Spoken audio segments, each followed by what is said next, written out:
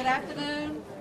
Thank you all for coming to be with us today as we continue to stand tall calling for the votes that have been cast by Georgians all across this great state to be counted. That's a modest request, but it's a fundamental request. It is about democracy. It is about assuring our citizens across this state that when they cast a ballot, that ballot will be counted. It's not an outrageous contention. It's a basic contention. It's a fundamental expectation of a voter when they cast their ballot that that vote is going to count. And so undergirding that belief that our voters have is critically important, not only today, not only for the outcomes of these elections, but for democracy in Georgia and for continuing to spur Georgians to come out and vote in every election. Yesterday, as you know, a seated state senator, my colleague, Nikema Williams, was arrested in this very building, in her place of work, for standing with her constituents on the second floor and for urging that we count every vote. That's what that rally was about. That was the cry of the demonstrators. She stood with her constituents in pursuit of that noble cause, sending a message to the Secretary of State's office, count the votes. And very consistent, I might add, with messages and orders that are coming from federal judges to count the votes. So we're here to say we'll keep fighting because that's what the people of Georgia deserve. And I want to point you to the display we have of evidence of the ballots, the provisional ballots that have been cast. You can see some of these counties in the urban areas like my Fulton County are stacked high with provisional ballot records, recording the name of the voter and the ballot and where it was cast. These stacks of paper all represent real people. This is not just paper on a table. These are the records of people who cast provisional ballots, who were not allowed to cast a normal ballot, or cast a provisional ballot, and left that polling place with a belief that their provisional ballot was going to be properly tended to, properly examined, and that their votes were going to count. We could go into the incredible detail about the way that these provisional ballots were handled, not counted, and we deplore the fact that Brian Kemp felt it necessary to try to shut down the counting and proclaim himself the governor. Shame on you. Shame. And as I've said earlier, we're here because these elections were marked by widespread systemic irregularities.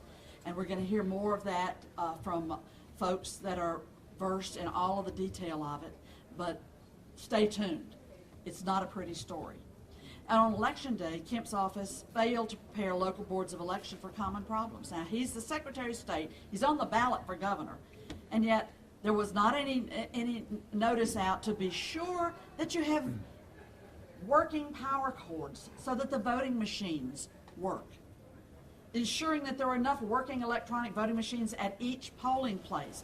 In my district, masses of people showed up. There were in one precinct, 3 voting machines there. 3 voting machines there. And the adequacy of paper ballots, when the 16-year-old machines break down and don't function, and you need to fill out a paper ballot, those were in short supply, as well as provisional ballots. We had voters be told at precincts, well, we're going to save these provisional ballot forms. We don't have many more. A lot of people are going to need them. It goes on. It goes on. It's truly remarkable in a democracy and in a state that should be absolutely committed to removing irregularities in the voting process. Kemp, unfortunately, he chose to stay as Secretary of State, and these problems are at his feet. He was in the office that's supposed to regulate and run good, clean elections that work for everybody.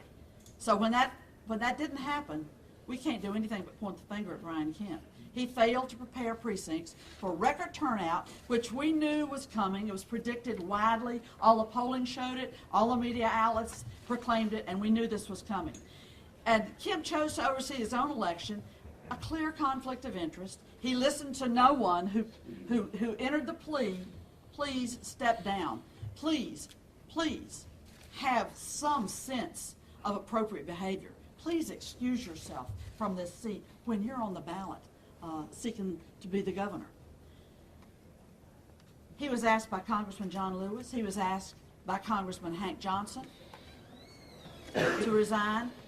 And President Jimmy Carter from Plains, Georgia, publicly issued a statement to Brian Kemp asking him to resign for the sake of the state, for the sake of propriety, for the sake of removing the conflict of interest.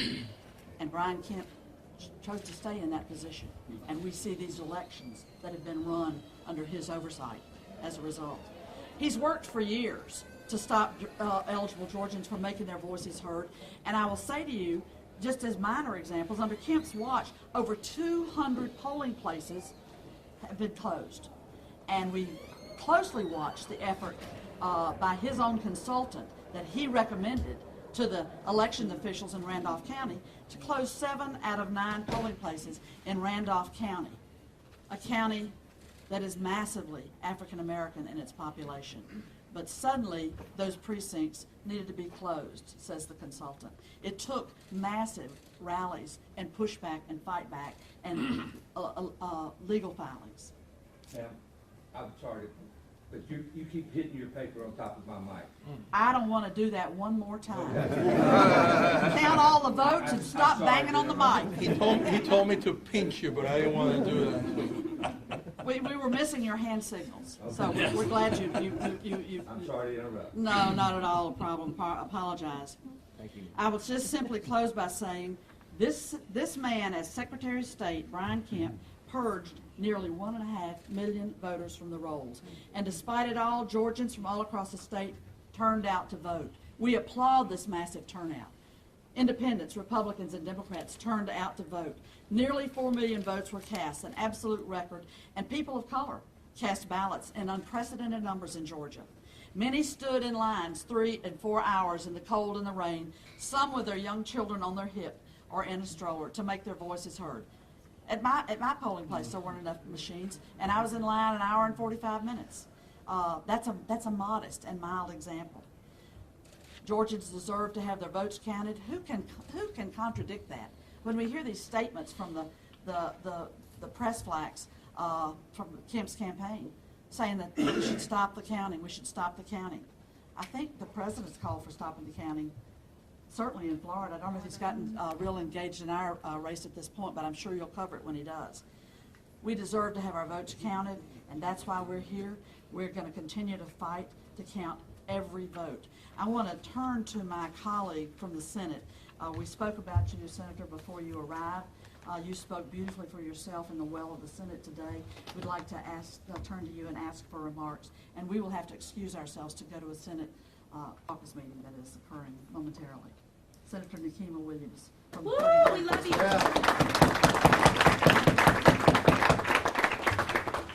I don't know if it's still morning, but good morning if it is, and good afternoon if it is not. I'm State Senator Nikema Williams, and the last 24 hours has changed my life dramatically. I woke up yesterday and I headed to the Capitol because we're in a special session, and my constituents elected me to represent them and come down and be their voice and vote on their behalf on any issues might become before the body.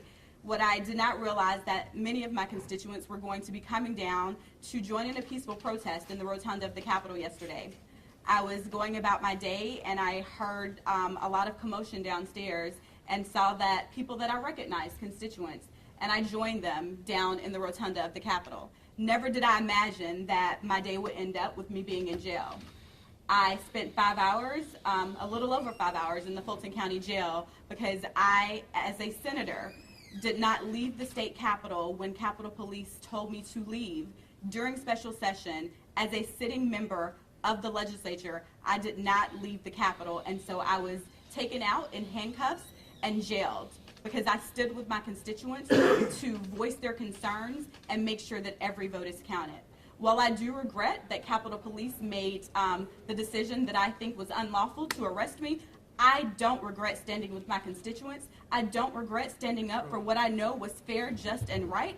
I will never stand down from doing the right thing. My constituents sent me here to be their voice, and if they ever need someone standing next to them to make sure that their voices are elevated, I'm going to be right there. I hope that Capitol Police will never do this to anyone else again. We've addressed this. I'm speaking with the governor later on today. I've spoken with the lieutenant governor, and steps will be put in place so that this never happens to another member of this body.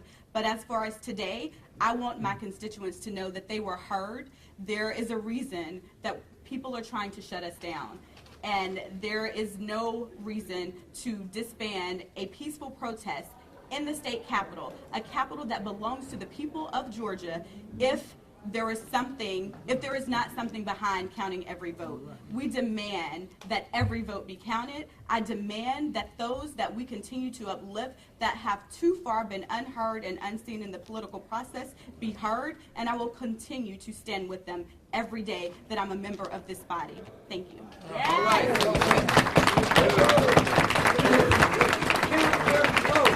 Count every vote. Count every vote. Count every vote. Count every vote. Count every vote. Count every vote. Good afternoon. My name is Allegra Lawrence Hardy. I am campaign chair for Abrams for governor. You heard just a few moments ago when Senator Orwick talked about all of these logs we have here, right? The various logs that those who were made to cast a provisional ballot signed when they went to their polling places. What I want you to know is that there are many, many, many names that don't appear here of Georgians who were simply deprived of that opportunity to vote. Last week, our campaign reached out to voters and we said, if you have concerns about what happened to you in the voting process, let us know. We had no idea of the response we would receive.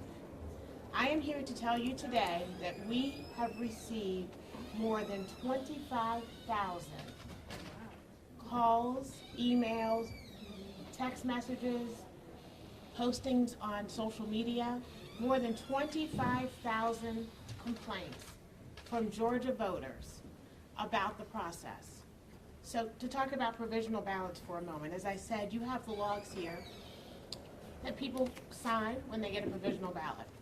We have received report after report after report from voters who were denied a provisional ballot, who were in a county where they ran out of provisional ballots, and so people were simply turned away. We have heard reports of people who showed up in a family of 3 or 4 and were told, I'm only going to give one to your family because we don't have enough for everyone. One witness said to us, we don't have enough for everybody and I'm not going to pick and choose, so I'm just not going to give them to anyone in your party. Oh my God. So we have heard from numerous people who showed up to vote, were told that their only option was to vote with the provisional ballot, and then were told that wasn't an option as well. You also aren't going to see anywhere, except in the data that we're collecting, all of the people who tried to vote absentee and weren't able to do so. So the many people that we've heard from, a University of Michigan student we heard from yesterday, all of the people we've heard from, people who are overseas, etc., who requested an absentee ballot and then followed up and followed up and followed up and either never received an absentee ballot or received an absentee ballot too close in time to when they were able to submit it. Right, so you're not going to see those. There's no audio visual. There's nothing to touch or hear with regard to those ballots. They simply were not cast. Those Georgians were simply disenfranchised. We have heard in this 25,000 of people who were told, though they showed up at their polling place where they showed up 2 years ago before, they haven't moved, they haven't gotten divorced or anything else. We have witnesses who say they and their husband, a wife and husband, 2 spouses showed up. The husband was told, yes, you may vote. The wife was told, we're sorry, it says you moved. you are not able to vote. You must go somewhere else. Right? And so all sorts of irregularities. We want the voters of Georgia to know that we are recording every single one of these. We are talking to you. We appreciate that you've been talking to us. And the campaign remains committed to having every vote counted. Thank you.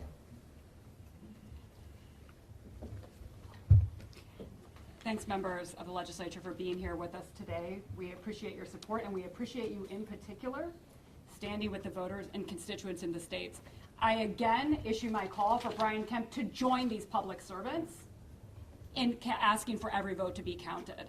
If he is secure in his self-appointed determination that he is the victor, he should have no fear of walking right in here and joining this press conference. Because what are we asking for? To count every vote.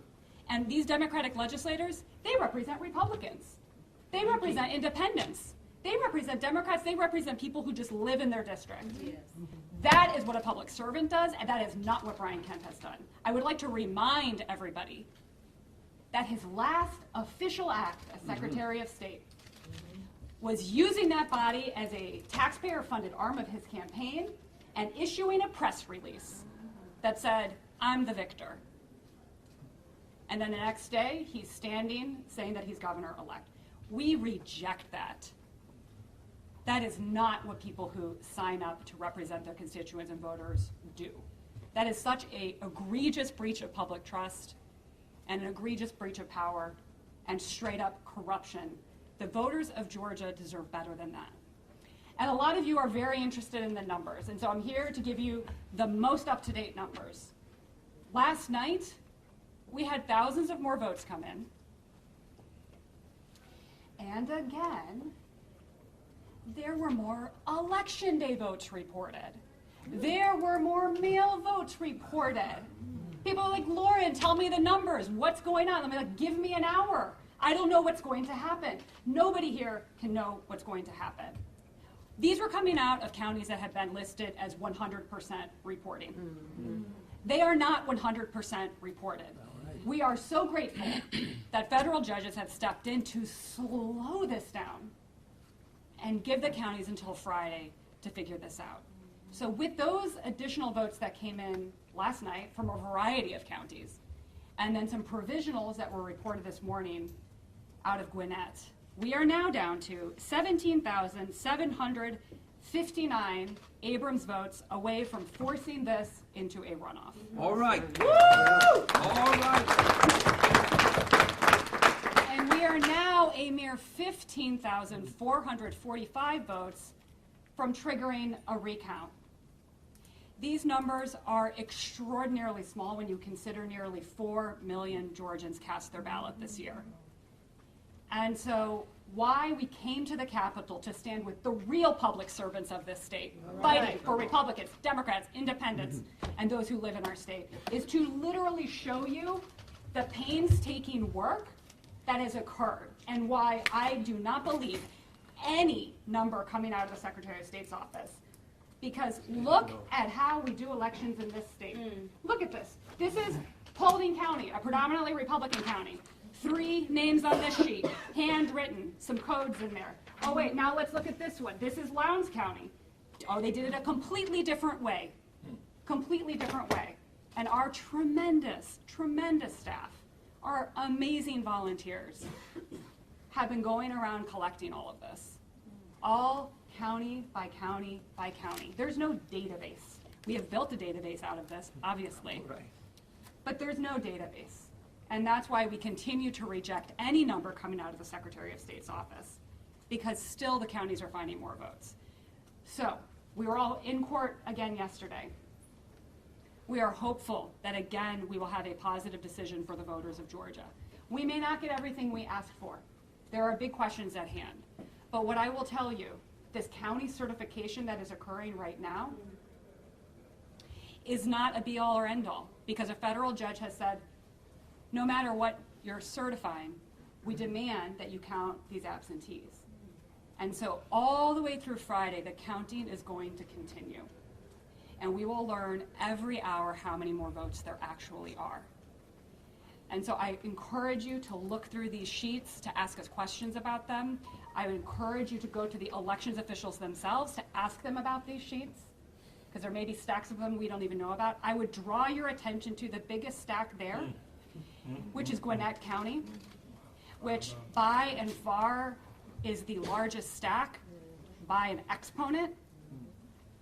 This is what we're dealing with, and this is why we remain steadfast in our demand to count every vote. And we will be unrelenting, and we are taking no options off the table as we continue to talk to voters to hear their stories. So at the end of this, whatever transpires, all of the real public servants in this state can look voters in the eye and said, we got your back, we fought for fairness, we are with you. Yes. So thank you so much, and I know we're happy to take questions. Oh, all right, I'm fine. I'm so sorry. Okay, so good afternoon. I'm State Representative Pedro Marin, and I represent the 96th District in Gwinnett County. I'm a 16-year member of the House of Representatives, and this is the first time that I've seen this type of irregularities in my county. And as she pointed out, at the middle stack, it's Gwinnett County. Brian Kemp has worked for years to take away the right to vote for people of color. And they refused to be silenced. In fact, they voted at unprecedented rates. We heard that over 4 million people, almost 4 million people voted in this election. But election day, we saw massive irregularities across the state. There were disproportionate numbers of people issued provisional ballots, particularly people of color, especially blacks, Latinos, Asians. In Gwinnett County, over 1,000 provisional ballots were issued, despite the good faith efforts of voters to register, show up, and cast their ballot in a historic election. And we just heard the news this morning that the 7th Congressional District is shorting, Congressman Woodall is shorting, Carolyn Woodall is shorting her election. At the beginning was over 1,000 votes, then we heard 900, then we heard 800. I heard this morning it's 500 votes difference in that election alone. And there's still hundreds of ballots still to be counted. And when you can see with your own eyes the massive stack of paper. It couldn't be more clear that the Secretary of State office has advanced massive disenfranchisement of minority communities all the way up and throughout Election Day. The Secretary of State could have helped Gwinnett County, and I ask that request again, help Gwinnett County prepare for the historic turnout. But we knew what to expect, so that all voters could make their voices heard. But they actively chose not to, at the expenses of voters of colors. And again, this is truly important, and I'm gonna reiterate, in my 16 years in office in the House of Representatives, representing the great county of Gwinnett, never seen this irregularity, especially coming from the Elections Division in Gwinnett County. So with that, I'm gonna turn into Whip Carolyn Hughley. Thank you. Let me just say that my colleagues and I are here to say the same thing we said yesterday. We want to count the votes. And this is more than just about this election. This is about our democracy. It is about our children and about all Georgians having faith in our system of government, faith in our elections, and we got to get this right. We got to get it right, not only for us, but for them and for years to come. So we implore you to take a look at these stacks of paper, because they're not stacks of paper. They're Georgians. Right. They're Georgians who got up and went to their polling places to exercise their right to vote. But they were turned away and they were given provisional ballots. And there are other Georgians that you've heard about that are not represented on this table.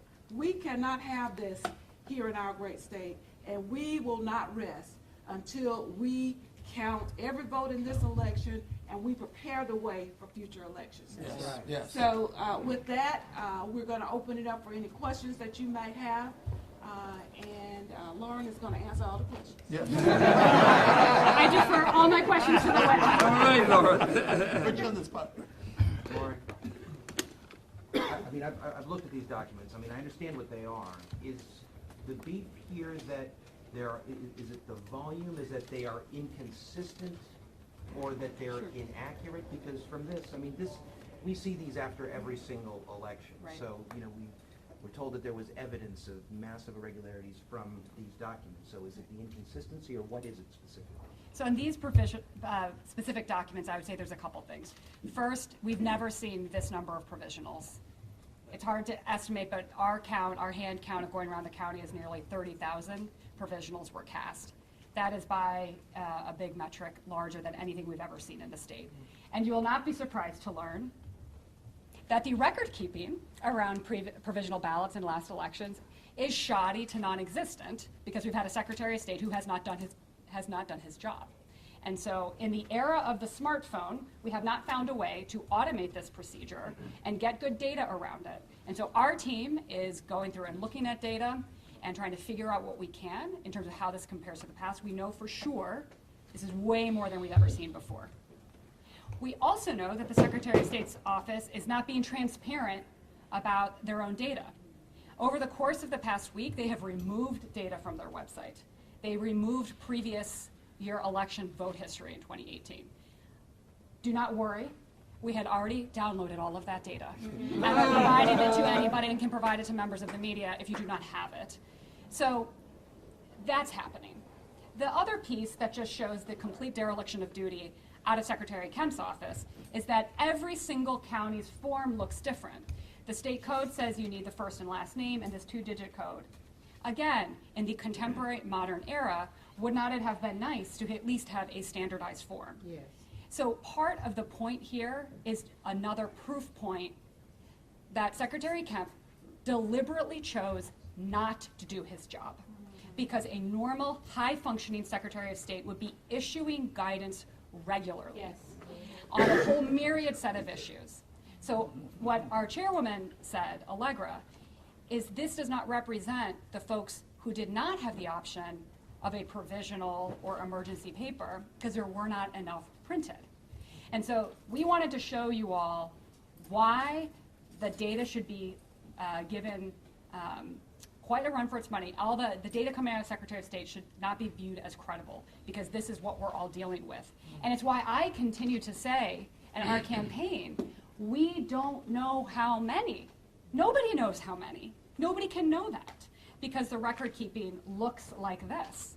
And nobody can know who this John Smith is, because the only thing here, we have a Luke Miller. How many Luke Millers possibly live in the state of Georgia? I don't even know what that means. There's no way to match this person against the file to understand who these people are.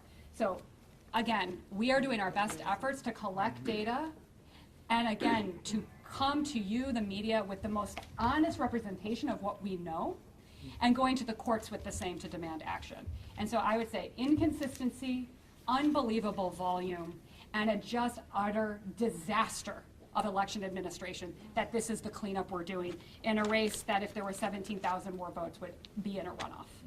Lauren, we still don't have the federal judge's ruling, Judge Jones's ruling. I've been checking things here provincially, but if it does go in your favor, do you know how many counties will have to recount absentee ballots if that happens? And secondly, the word irregularities was used by Allegra several times. Does that mean there could be some more lawsuits in the next couple of days from the Abrams panel?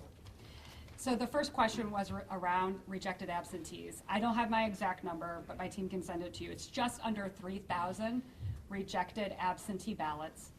About 50% of them are from one county alone, and that would be Gwinnett. Yes. And the rest are from across the state. True. So as those ballots are looked at, every time that I have put data out, our campaign and our allies have put data out, you will notice that it's majority Democratic votes that we're reporting.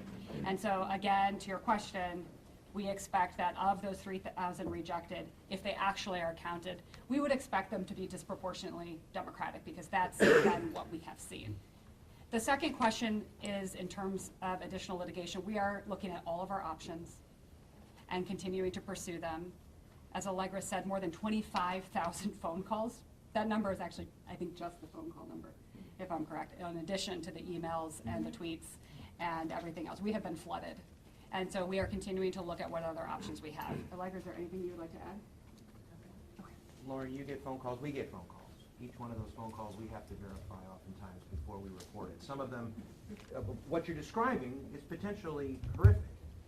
But of those 25,000 calls, how many of those complaints have actually been vetted and verified such that you can run with it? So we made our request.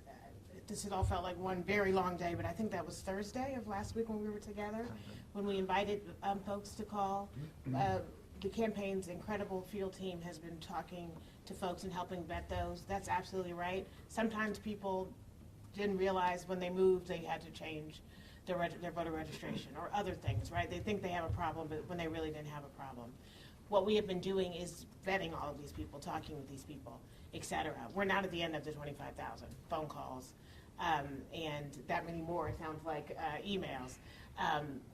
What I can tell you is that a high volume of them have been found to be very credible, and we have numerous lawyers, many of whom are volunteer, working to go through that process of interviewing all of these witnesses. But of the ones you've been able to reach out to and connect with, we've seen all kinds of claims made on social that turned out to be bogus. Some turned out to be true. That's right. So of the ones that you have gotten to so far, how many would you say ballpark? Are we talking dozens, hundreds? Turned out to be true. So what I would say is that we have a system set up so they go through various levels of verification, right? So we screen them at various levels, and I would say hundreds, certainly, at this point, high hundreds. And that is just because true is, provable, right? That we know that there is evidence of it. And I can tell you some of the ones are so, once we know it, there's so many votes associated with it that it's hard to even quantify. So for example, well, I was going to ask him, the one that you're able to give you an example of one you brought up, that, hey, well, we just don't have enough absentee ballots. We're not letting any of you vote. Enough provisionally. Provisionally, rather. Yes. We just don't have enough, so we're not letting any of you do it. I mean, that's illegal. I mean, where did that happen and to whom? We can absolutely provide you with that data. So that is, we have many reports of that in a way that I found chilling, right? So that where people will say in the way, so how do you prove that? Right, as lawyers, we look for corroboration, right? If I've got a group of people who all say, yes, that's exactly what we were told, I tend to believe it's more likely than not that that's true, right? They're credible witnesses. You can interviewing yourself and you can decide, but we have found many of them. We are not talking about, as you say, there are many things that appear on social media and otherwise that turn out not to be true, and that's a big part of the process, is to really figure that piece out. But what I can tell you is that many have been found to have merit, and we are still in that process of talking to those witnesses. There are, as we speak right now, there are witnesses across the state being interviewed. For clarity's sake, is it your contention that the people's names who are on these lists, their votes have not been counted? No. So remember, if they're on this list, that means they were given a provisional ballot. Whether or not they've been counted or not is going to depend on looking up each person, right? We'd have to look up Luke Miller and know a little more about him to be able to answer that question. We're talking about a different group of voters right now whose names don't appear anywhere. Okay. So let me just be really clear on what happened to them. They have reported to us, they walked in, tried to vote. For whatever reason, they were sent to vote using a provisional ballot rather than casting a normal ballot. Because of a lack of provisional ballots in the precincts, they either were completely denied, as in, sorry, we're all out. So yes, we know you came over here to the provisional ballot line, but you didn't get here in time. Or, and I don't know which one is more concerning, we'll have to decide, each person for themselves, they were told, we don't have enough, so we're not giving them out, or I can't choose between you two, those sorts of things. So those people would have just gone home empty-handed, and they never would have gotten assigned their name, right? Those are the ones who don't get counted, but for, we sit down, we talk to them, and we hear their story. So, my question then, these you are providing as evidence of how many people were able to cast provisional ballots, and it is your contention that there were an exorbitant number of people casting provisional ballots this year. Could that not be partly because the campaign did a massive outreach saying if you weren't allowed to cast a ballot, cast a provisional ballot? Is So- it not maybe Let's be a clear. success story? A provisional ballot is better than no ballot at all, right? Right there, it's a hierarchy, right? I presume you and I got to just vote regular people, right? We just got to vote, regular old ballot, right? So there's a hierarchy. So certainly we would tell people that if you show up and you haven't moved and your husband is still listed as the same address, but for some reason you're listed at a different address, then yes, you should try to vote some kind of way. And if provisional ballot is all that's open to you, you should use that, right? You should utilize, but that doesn't mean it's better, right? I wouldn't call that a success. I don't know, Lauren, if you Well, want to here's what I would also say on that question is that we ran a large-scale legal voter protection effort. And on literally millions of pieces of mail into the homes of Georgians, we published that number. It was in radio ads. It was on every collateral piece associated with the campaign. We did that for many reasons. Brian Kemp has been very well documented to be not good at his job, purging people, consolidating precincts, the exact match. None of this was a surprise. So we prepared. We prepared in a whole variety of ways. We talked to our friends in the legislature. We talked to voters across the state. And so what we found was we were sometimes hearing from folks, from voters and from our election and through our hotline about issues the county didn't even know was occurring. And so we were rapidly trying to report those into the county to let them know. So in many respects, we were prepared. But what I will say, the Secretary of State's office, this is, I think, just a huge bit of news that hasn't really been covered, is in a regular campaign, they would have been working with me and my team. We would have a working relationship. That's why it's so unprecedented that he didn't resign. This has never happened before, because how do you, the Democratic nominee, get basic nonpartisan elections information from the top elections official? The state election board fell down on the job as well. Where were they? So there's these questions for all of us, because we were raising the alarm bells left and right. Our voter protection team was attempting to work with the Secretary of State office. And in a normal situation, there would have been a sit-down meeting where I would say, here's all what we know about turnout. We're expecting historic turnout. Here's what we saw in the early vote data. And then they could actually have a set of processes to issue guidance and directives to the counties that said, you need to put extra machines. You know, the 600, 700 machines that were still locked up in Fulton County when there were 4-hour lines, work through that with the counties and clarify any legal directives they were getting to the courts or whatever it is to be prepared. So there's two things that clearly should have happened that was completely out of our control. One, put more machines in areas where there are a lot of voters. Distribute them, allocate them, and let's take a look at this historic turnout. Two, make sure you have adequate backup paper ballots. That's what a high-functioning Secretary of State's office would have done. They did neither. And we can talk about the intent of that, but the reality is, when you look at these maps that are up around the room, the impact fell disproportionately in large Democratic precincts and large African-American precincts. Can you talk about the intent of that? I mean, you're arguing that he's mismanaged the election process. Are you, in the Statehouse, overtly stating that you believe he's trying to disenfranchise the Democratic and voters and voters? Have you not been to a press conference recently, Richard? Let me state unequivocally that we believe Brian Kemp mismanaged this election to sway it in his favor. That is not something that anybody can dispute. He purged voters, disproportionately Democratic and African American. He made the exact match system, raising the specter of voter fraud and that undocumented and undocumented workers could vote. One of the folks we've talked to is a 21-year-old Emory student who was born in New York who showed up to vote, and she was told she was not a citizen. So we're denying college students the right to vote under this fake specter of voter fraud. All of these actions are well documented to be suppressive of the vote. He has been the Secretary of Suppression, and it came to a closing pinnacle where tens of thousands of Georgians are forced to vote absentee when all of this could have been prepared for. And so we are very clearly lay this at his feet. I was begging The media, I was begging folks to call the question, this guy needs to resign. He has to go. Him and his cronies, because folks in his office were operating like an arm of his campaign. I believe there's going to be evidence to that soon.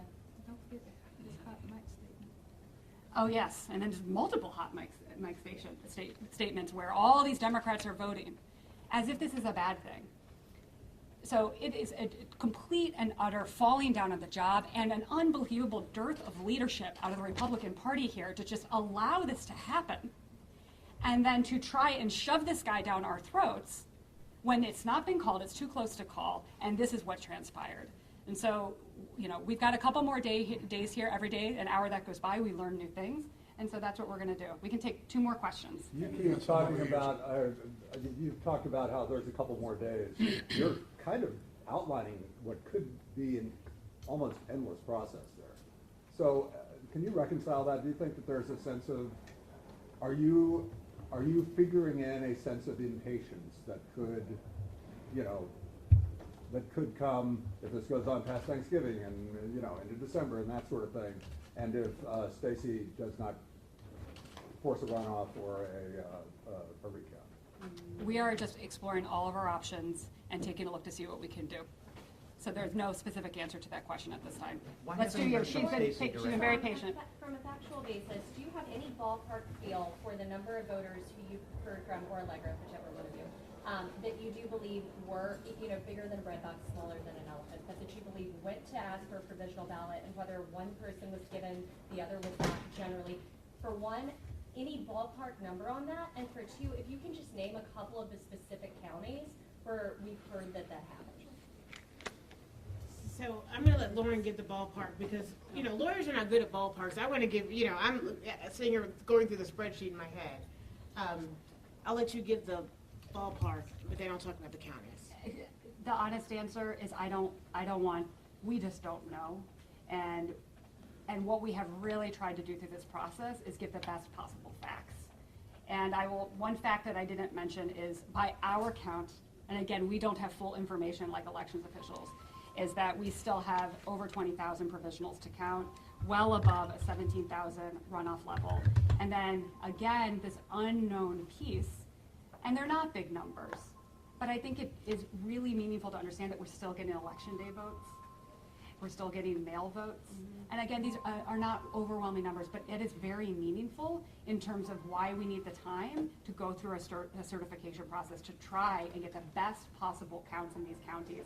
And these elections officials, who again, I don't put the blame on them. They were given no direction. They had to deal with 16-year-old machines. They got no guidance, and they are working to get the best count possible in most places, we believe. And that's what we're dealing with. So I don't want to give numbers without. Can we get back to the question of counties before we go to somebody else? Yes, so Gwinnett County is sort of the poster child in many ways, and I would just say we'll leave some of these there for you to look at. Any of these counties where you see more provisionals is sort of commensurate with them having more issues because they had huge turnout. So we are hearing about these issues statewide, you know, rejected absentees, provisionals all over, and these issues that Allegra outlined statewide. I just want to get reaction from some of the party leadership to the arrest of Senator Williams, and maybe particularly from Representative Kennedy. She was down there in the rotunda when it happened. Absolutely. I'm proud to be able to stand. You gotta come over here, Park. This will be the last question, sorry. Last question. Thank you for the question. I'm proud to stand with Senator Nikema Williams, my senator, as she was arrested here in the rotunda of the state capitol alongside 14 other Georgians, one of them a grandmother who's a part of an organization, Grandmothers for Peace, who spent the night in Grady Hospital because an officer hit her head on the floor of the state capitol. Additionally, a veteran who was commended the day before, Veterans Day. Additionally, a staff member of the state capitol, a legislative aide, a chief of staff, formerly a lobbyist, as well as a professional advocate, and my best friend was also arrested yesterday. So I did go down to the Fulton County Jail, and I did spend time with them, and I did wait until every person was released yesterday. And we will continue to support those Georgians, not only our own member, Senator Nikema Williams, who was unlawfully detained yesterday for her actions on saying that we need to what? Count every vote. Thank you all for coming. Thank you.